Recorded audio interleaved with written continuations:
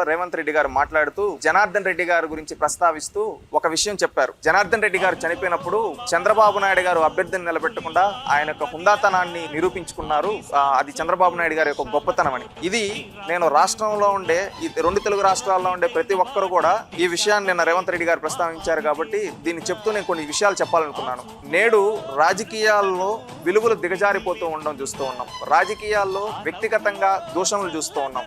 రాజకీయ నాయకుల కుటుంబ సభ్యులను వ్యక్తిగత దూషణలు చూస్తూ ఉన్నాం. ఇలాంటి సందర్భంలో రేవంత్ రెడ్డి గారు నిన్న ఒక గుర్తు చేస్తూ ఒకటి చెప్పారు.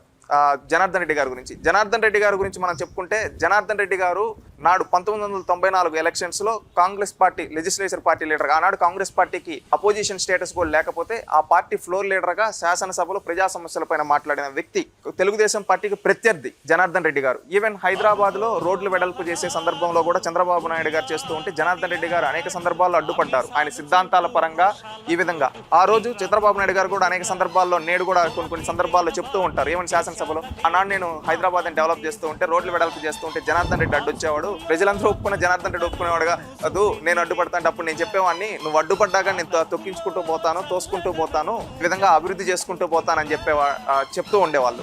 కానీ రాజకీయంగా అంతా వేరే పార్టీలో ఉండే సిద్ధాంతాల పరంగా వేరే విధంగా పోరాడినా కానీ ఆయన చనిపోయిన రోజు అభ్యర్థిని నిలబెట్టకుండా విలువలతో రాజకీయం చేశారు చూడండి, అది చంద్రబాబు నాయుడు గారు.